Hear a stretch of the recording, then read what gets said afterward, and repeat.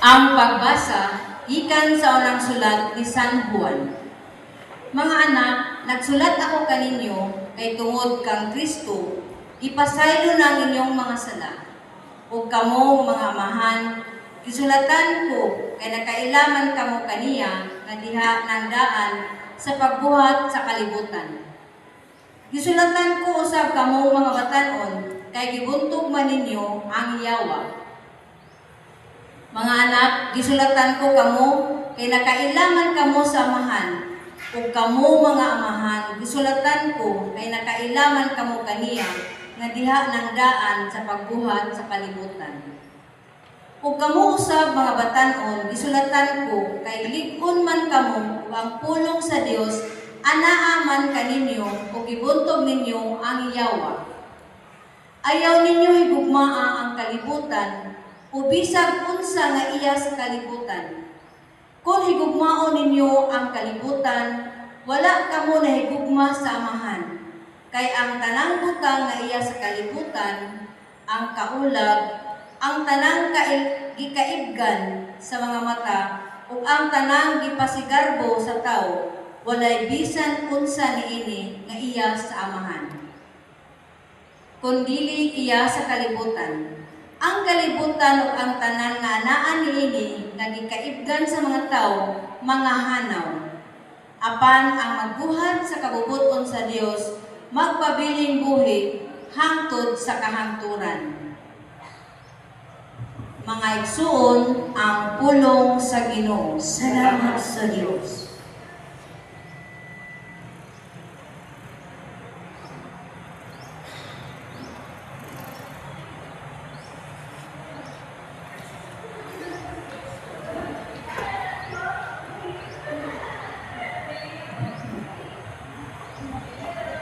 Salmo Responsorio.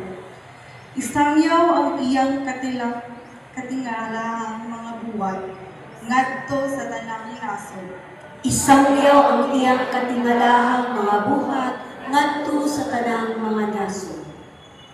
Daygan ninyo ang Ginoo, kamong tanang katawan sa kalibutan. Dayga ang iyang himaya ug gahom.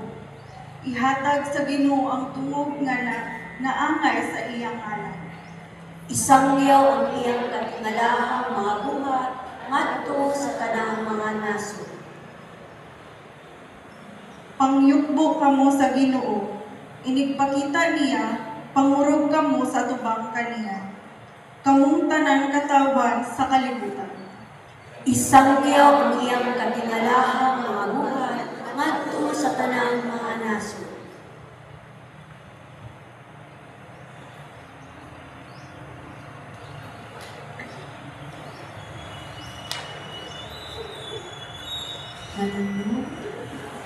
Alleluia, alleluia, alleluia. Alleluia, alleluia, alleluia. Pagday ko ng Diyos. Alleluia. Alleluia, alleluia, alleluia. Alleluia, alleluia, alleluia. Pagday ko ng Diyos. Alleluia. Pagday ko ng Diyos. Alleluia. Ang pagsangyaw sa mayong balita, sumala ni San Lucas.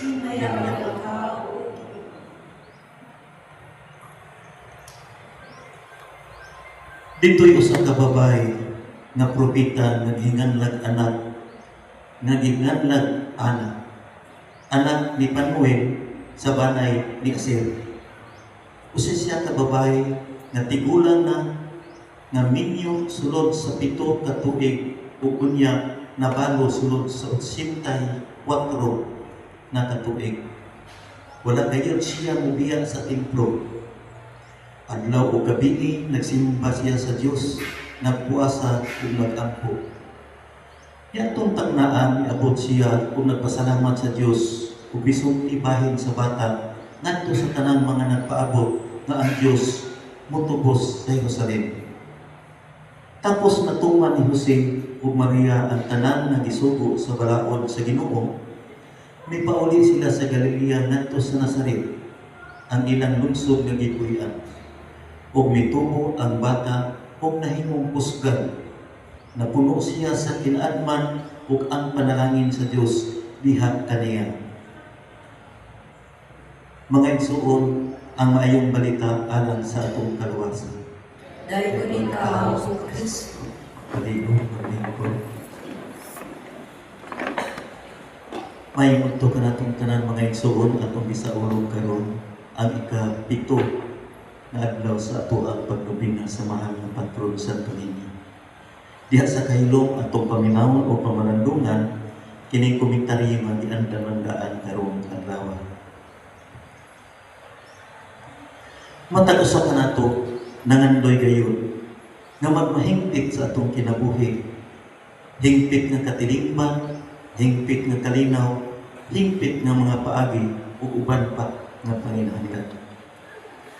Apan ang pangutana, unsaon man nato pagkabot o pagsinati o pag-angkon ining kahimpitan nga atong gitinguha o gipangandoy.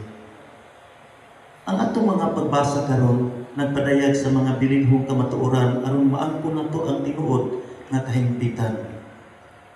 Una, ang Dios na higugma kanato luyo sa atong pagkamakasasala. Siya sa kanunay nagmatinud-anon sa iyang pagkaamahan dinhi kanato. Wala gyud siya magpasagad.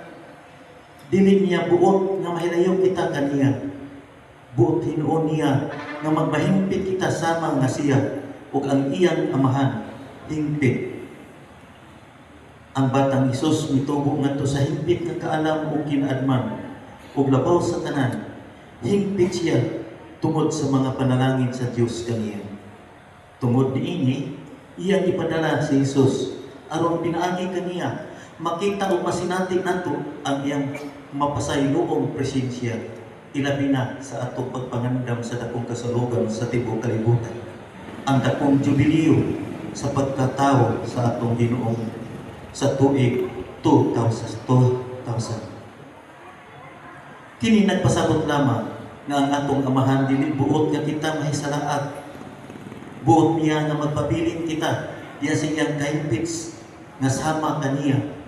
Kita usab mutubo ang atong ugma sa isig kaingon magmasinugtanon sa tanang panahon o mamalaumon nga siya magpasaylo kanato uban sa mga panalangin sa Dios. Laing kamatuoran mao nga ang kahimpitan makabot lamang kung kita mapasaylo sa atong mga sala. Ang babag sa kahimpitan nga atong gihisgutan sa unahan mao ang atong pagka makasasala. Apan ang Dios nga manuluyon isaad kanato sa pagpasaylo sa atong mga sala. Atong maangkon lamang ang kapasayloan kung maghinulso usab kita. Mukumpisan ug mag-usab sa atong kaugalingon aron sama sa batang Hesus kita motubo sa kinaadman nga mapasayloon. Motubo kita niini pinagi usab sa pagpasaylo sa uban nga nakasala. Magamay man o madako, basta atong gibuhat sa tumang pagpaubos ang kaniya sa pagkamapasayloon.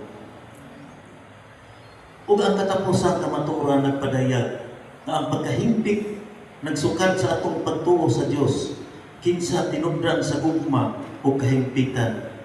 Sama kang Jose o kang Maria na mituman sa sugo sa Dios sa pagmatuto sa batang Hesus ngadto sa kahimpitan sa gugma, kaalam ug hangtod na usab sa iyang pagkatawo sa kalibutan. Mitubo si Hesus sa kaalam ug pinagpanalangin sa Dios nga Ama. Ug kita mga kaigsuonan, dako ang atong pagtuo nga tinuod gayud nga ang batang Hesus mitubo ngadto sa kahimpitan sa iyang pagkatawo.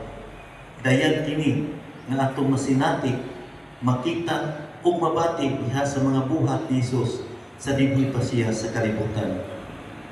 Ang mga buhat sa kaluoy mo'y atong sumbanan sa pagbuhat sa matang sasamang paagi aron motubo ug mahigpit ang atong kinabuhi nga panalanginan usab sa Dios nga Amahan. Apan tama na ba ka kini nga mahigpit ug motubo ang atong kinabuhi? Mga igsuon, nining ikapito nga adlaw sa pagpahinungod nato sa Batang Hesus nga mitubo uban sa mga panalangin sa Dios, nga unta ang matag usa ka nato gihagit kon buot kita makasinati sa matuod nga motubo kita sa kahigpitan na kinahanglan nga motuo kita ug mosalig sa pagkamahigugmaon sa Dios, magpag-o sa atong kaugalingon ug mangayod pasaylo sa atong mga kasalanan. Hinaot paunta nga sa kanunay magtubo kita sa kaalam, gugma, pasaylo ug pagtuo aron mahigpit ang atong kinabuhi sa mga mata sa Dios. Hinaot paunta.